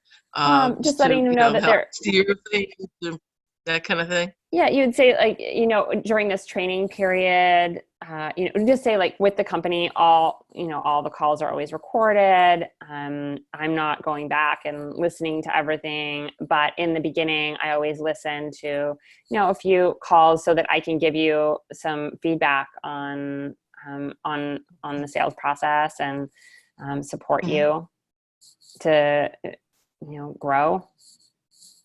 Yeah. All right. Yeah. You're welcome. All right, Christine, you're next up. Go ahead and unmute yourself. Hi. So you touched on something that's been kind of going in my mind for a while, which is having someone else also doing coaching. Mm-hmm. And it sounds like you had someone who was a VA and also doing coaching. Mm-hmm. I'm wondering how that hiring process went, if you were actually like paying her differently for Yes. VA time versus coaching time. Absolutely. I'd just like to hear more about that. Great. Yeah. So that's not super common. It's just in this case, she was excellent at both areas. And I knew that, and she had graphic design background and branding background. And so, and because I was also doing business coaching, she was helping clients in those realms. And it just made sense for her to do some of it for me as well with the VA work, because she was great at designing pages and creating all of that, and then also be able to talk to clients about it. So sometimes it just aligns that way. But yes, you would pay someone differently. Like we said, like 15 to 20, 25 an hour for a VA type of support is typical. And then for coaching, it's more like $100 an hour would be a typical rate. Okay. Mm-hmm. And I've just not found $15 to $25 an hour. Finding people in that range to be able to do assisting. No. So I've had minimum 25, and that one would have required a lot of help from me. I did have someone start a couple weeks ago who's it's 40, and that was like I was a little shell shocked because of the training materials. I was thinking like 15, great, and I just couldn't find anyone who actually. Where do they live? All over. I was looking virtual, so not overseas necessarily, but I was saying anybody in the U.S. Right? Yeah. Okay. So one of the things is we definitely find like hiring within places like definitely in California, it's higher. Cost of living is higher when hiring someone who maybe in the Midwest, then they could have lower rates. So that's common, and they could be doing just as great a job, but their cost of living is a third. So it's like they're like coming from a different mindset. So that is something to consider. And I know that they're out there. So it is about like putting it out there, like Craigslisting and having the conversations. I mean, definitely the $12 an hour kind of range, that's older. That's not really current anymore unless it was someone that's overseas. Okay. And then it could be even less than that for VA work. But we do say 40 to 100 an hour for people who do the technology and design and website like related things. So for someone to do that kind of work, and ultimately someone that's really amazing in client care can also be in that kind of like $30, $35 range if they're already really skilled at doing that job. Okay. Yeah. And coaching, you're saying, is around 100. That's like that's more industry standard. And it's, I've seen people pay less than that, but mostly it's around that. And then it can be like 100, 125, like, but really in that range. Okay. And similarly, like to the VA, you would expect them to have some, I mean, obviously you're not going to hire somebody who doesn't have any experience whatsoever, but like, oh no, I would expect in that case that I'm going to have to do some training on how I do things, right? Like I'm not just going to send them off running, like I would say, a VA, go watch a YouTube video. So yeah, you would be giving them some training, but ideally for a coach, it would be someone who already has experience in your realm. And so most often that would be someone who's worked with you, who's been a part of your world and knows. Like Serena and I are great examples, both as trainers, that we're both graduates as well. Right. So that we both went through the programs with Women Rocking Business and then learned everything and applied it all. We got to have the experience, and then we also knew how to teach it. And rather than having someone come in that is a great coach, but they haven't been through a program or they don't know what you're up to, that's, I think the ideal scenario is that they would have been. It's more like an apprentice. Right. Okay. So if I had someone, let's say, in mind that I thought would be great, maybe I have her going through my program, pay like just free or something like that, because I want that to be part of her training experience. It could be, or it could be someone that's paying to go through your program, and then you see that potential in them and want to develop them, develop it into a job. Okay. Yeah. Cool. Yes. Thank you. Great questions. Yeah. Thanks, Christine. Reverend Jen. Try to unmute you. I think, yeah. Yeah. Hey. So I have a little bit of a gap because my time is worth a lot, but I don't have enough clients, right? So there's that. Most probably, how many of you could identify with that? You're realizing, yeah, your time's worth a lot, but there's a gap. Okay, good. Right. So we have that gap. Also, I'm a single mom. I'm relatively new to California. I had a little tiny wellness space, yoga, meditation, massage center in Connecticut, which is closed as a Connecticut business now. I've finally closed that, not paying $0 in Connecticut taxes. So now I just got my office that I'm sitting in. I need to go down to the city of Encinitas and officially, I have my bank account, but I need to officially open my business, DBA, and then add any names that I'm working under, right? So I've just been working under my social security number, right? As a DBA, doing business as, and I'm just me. Sole proprietor. Right, sole proprietor. But I'm guessing if I was thinking like, okay, over the next year, I may hire somebody, then I would be looking at, okay, I have to have a different business structure, LLC wise. I need to be paying workers' comp, like all of that. No. I'm glad you're asking that. No. Yeah. So you do not have to. Of course, it's an option, but you're hiring on a contract basis in most of these cases. So it's contract work that you're not hiring an employee. Okay. So they invoice you. They are their own sole proprietor, freelance, and then they invoice you. You pay them for that contract work so that you're not needing to handle all of the other pieces outside of that, in the beginning at least. Yeah. Okay, so that would look like, okay, I don't need to do anything different structurally. I'm just me. I'm still working out of my own social security number. I hire somebody at first for just a couple hours a week. And I say, you're going to invoice me for the time. on a, every 2 weeks for your time. And it's not to exceed 8 hours a fortnight or something like that. Exactly. And then I pay them via PayPal or whatever we agree upon. Exactly. Okay. Yeah.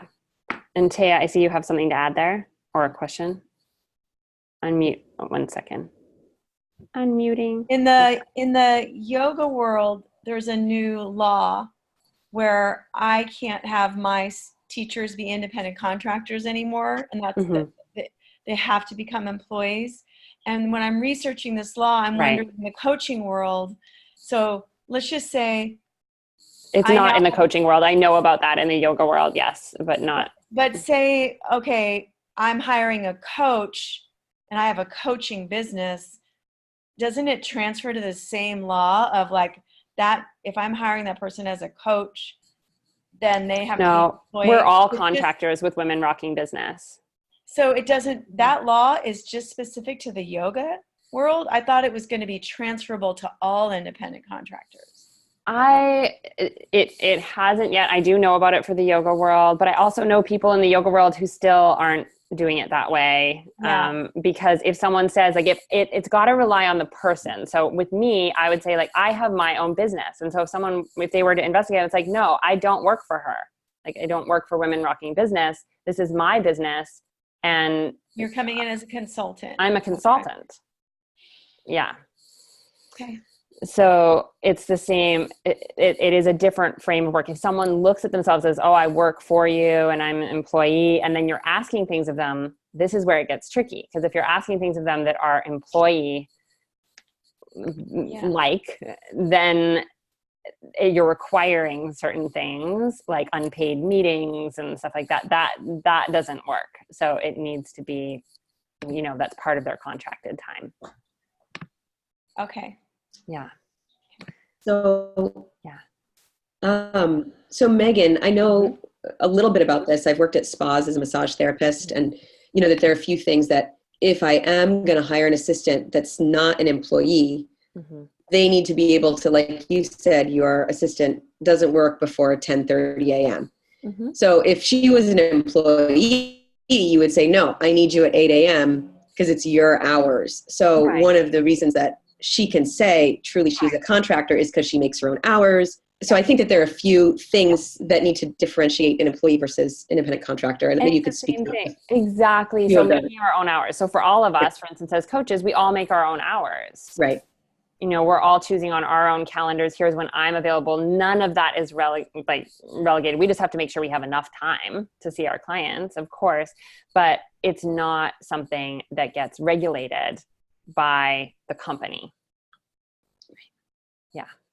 And are there any other things that, any other pieces that you can think of? I can't think of right now, but I just know it's a lot about the contractor is really treating it as, this is my business and you're one of my clients. So, if I was working with you, Jen, then I'd be saying, well, Jen is one of my clients. And I know for my assistant, she has many different clients that she consults and people that she does website projects for and landing pages for. And so she would just say, well, Megan's just another one of my clients.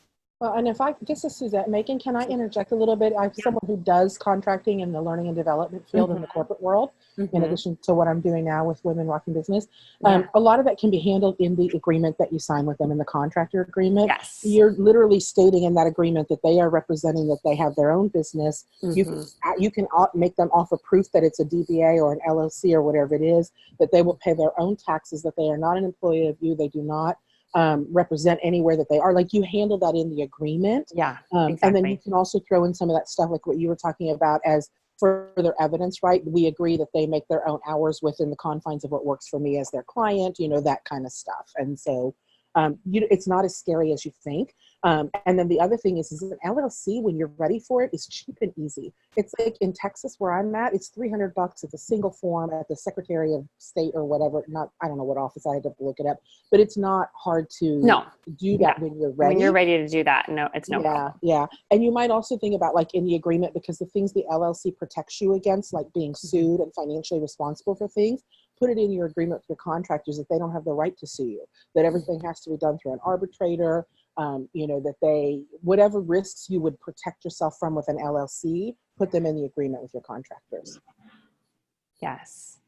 So do you guys have a sample agreement that we could? There is a sample agreement in the library. I know, I'm not sure where it is right now on there, but I know we definitely have some sample agreements. Now, the challenge is it can't be a legal agreement by just doing a copy and paste of things that, we have. And so I think as far as contracts with the coaches and things like that, we don't have those up there because that's something, you could search online and just see some example contracts, but ultimately it would be drawing one up like officially with legal support to have that on your own.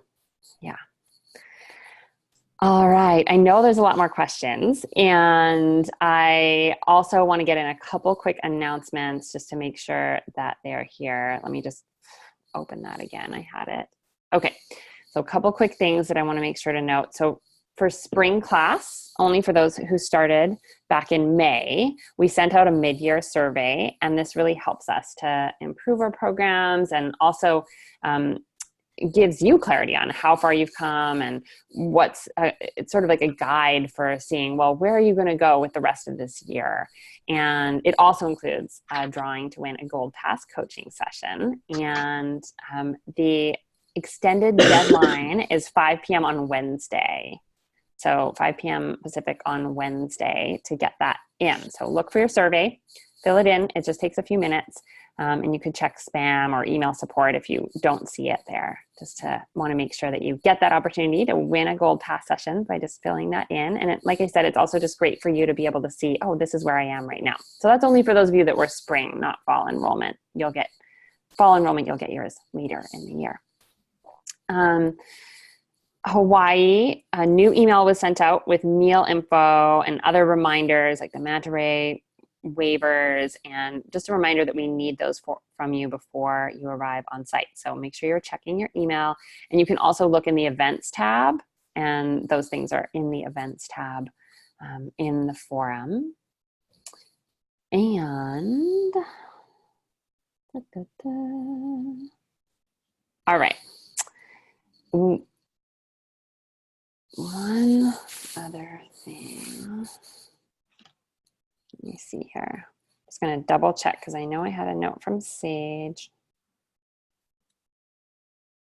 Okay, so we have a game coming out, and all the info is found in your games tab in the online member forum. So I'm actually going to just share this so that you see where it is. Sharing. Oh gosh. One moment here.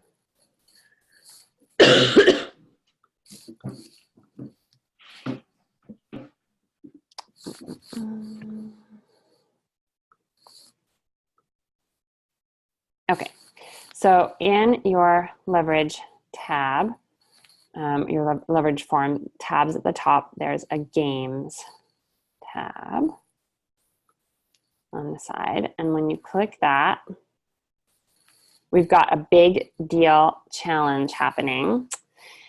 And this is over December 13th at midnight. So you've got plenty of time still, but we want to make sure that you've seen it and you know it's happening. And this is in the next few weeks. You want to create a 2-minute video sharing your big deal celebrations. So you know how we've been playing with that I'm a big deal, and share those celebrations. 2-minute video. Why are you a big deal? What have you been doing? What have you created? Post it in the Facebook group before December 13th and tag your coaches. You have to do 2 things. So tag #bigdeal and tag your coaches. And we're going to be looking at those and then awarding prizes in the first January Q&A call. But December 13th is the cutoff for those videos. So some of the things you can win are a seat at the Women Rocking Business live stage panel. And one of the reasons that's so valuable is because you get to showcase your business and your work in front of 400, 500 people. And you can also win a headshot photography package, $1,500 to $5,000 in gift certificates for training with Women Rocking Business, and Gold Pass coaching sessions as well that can be used with anybody on the team. So look for the details there. We've got all the details. See, there's that button, download the big deal challenge details. You can look that over, but I just wanted to make sure that you knew that it was there so that you can play and share your 2-minute video before December 13th. And in the meantime, also, I just want to post one more thing for you on Facebook. So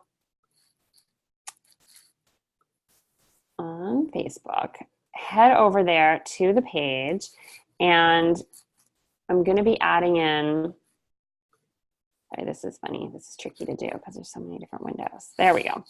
I'm going to be adding in a post right now for you to be sharing the next step that you could take. I think it's going to work. There we go. The next step that you could take to move towards growing your team. So what's one step you can take this month to delegate, to hire, or to move towards growing your team?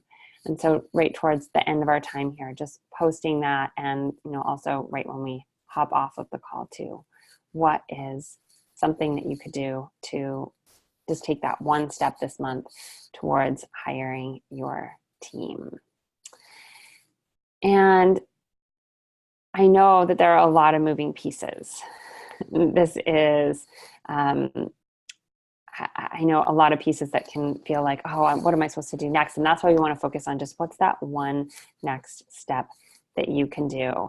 And just a reminder about that holiday discount piece as what's something that you could offer, whether it's a 25%, 50% discount on something, maybe even reaching out to hot leads and say you'd love to offer them 50% off of a 3-session package or something like that that can move you forward to feel like, yeah, there's somebody in your field that you've been in connection with, but money's been an issue for them, and you're wanting to hire someone, you're wanting to take a step towards having more support. So what could you do to reach out to somebody and start engaging them in that possibility?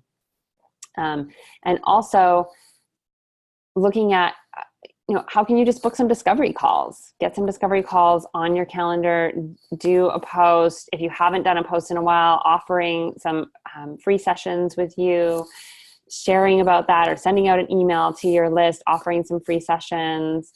Be specific about what people are going to get when they book a session. Let them know you've got 4 slots open, 5 slots open, something specific like that. And give them a reason to go ahead and book it right now with you.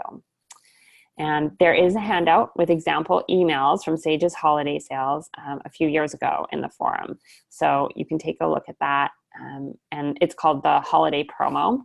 And so you can literally just copy and paste from there to get support with that. And I look forward to seeing your posts on the page for the next action step that you can take. Happy to see some people already posting. Lisa, research pricing locally and online, see how an assistant can fit into the team. Janice, scheduling a meeting with one of the people who can help move things forward. Lucy, call the VAs she has on a list, revisit them to see if any one of them is better fit than the ones that she tried so far.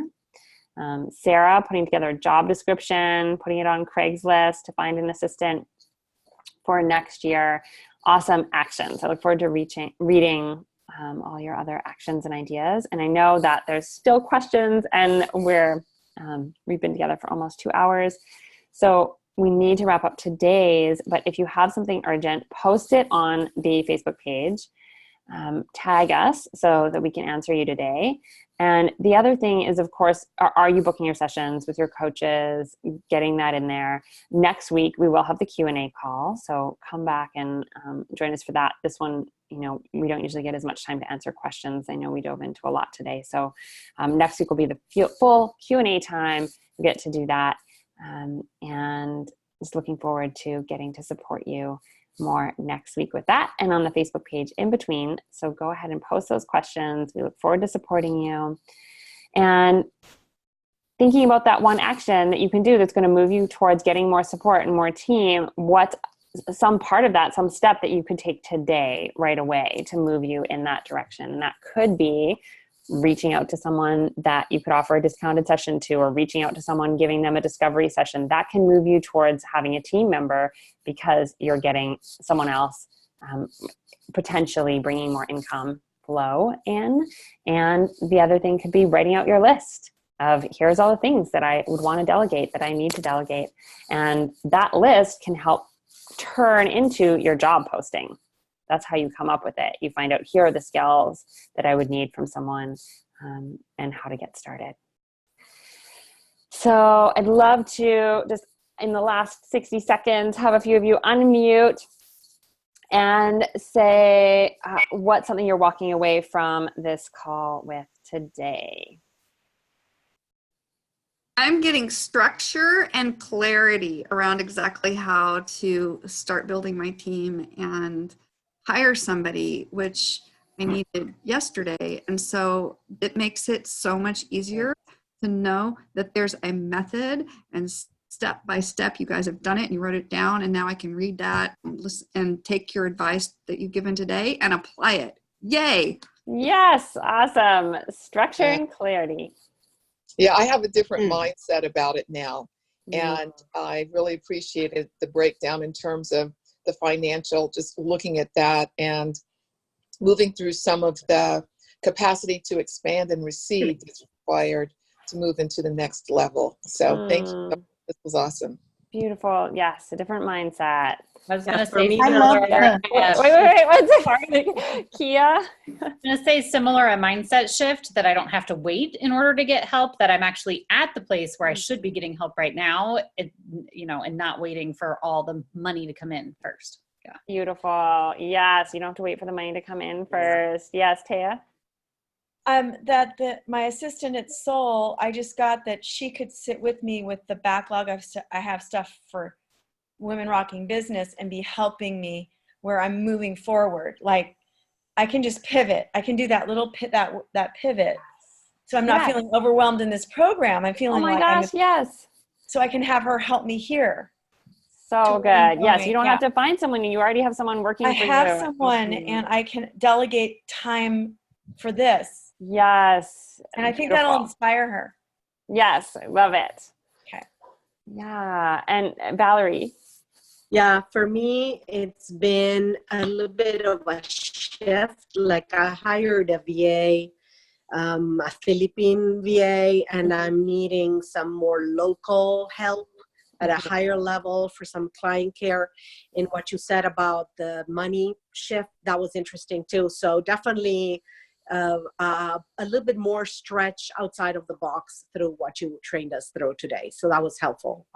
Good stretching. And Janine, I know your hand was up before. That's okay. I love the momentum that happens when we all get together. I feel like I rise up on top of the wave and I start surfing a little bit. It's just everyone talking to one another, reviewing the handouts that you have, and just the momentum happens. Yes, rising tide lifts all boats. Yes, Lucy, last one. Thank you for helping me with the, between the just too much, not enough reminder of someone's telling me, that's a clue. You're the boss. Yeah. Yes. and that it also helps me remember, even when the ones I've had aren't perfect, I did grow faster. I did get more accomplished, even with less than perfect. What a great note to end on. So even when the people you hired were less than perfect, you grew. Yes. And it supported your growth. So even that, we don't have to be perfect. Imagine that. You can still grow. Neither does the VA. No, exactly. No one has to be perfect. No one's going to be. That's really good to recognize too. No one is perfect. No team member. There's never going to be a time where you're like, oh, there's nothing ever to address with this person. There's always something that can pop up, but that's because you're both growing, you're human, and that's okay. And I love when you have that growth. And what was the thing you said, sign up for the coaching thing in Hawaii, go there, sign up now? For Hawaii, it's just check your events tab and your email to find out about the Manta Ray piece. But there was another that was like a coaching appointment. Not a coaching appointment for Hawaii. Just saying that making sure you're making your coaching appointments, your coaching times, because definitely before Hawaii, we're all going to be gone. We're in Hawaii, so we won't be doing coaching then, and most of us, and the office is closed for Thanksgiving too. Okay. So now's the time to get your coaching for this month, making sure you're getting that support. Got it. Yes. All right. Beautiful. I look forward to seeing you all next week on the Q&A call, and most of you in Hawaii as well. So for now, aloha. Aloha. And have a beautiful rest of your week. Mwah. Bye. Bye. Aloha. Aloha. Bye. Hello. Thanks, Megan. Thank you. Thank you.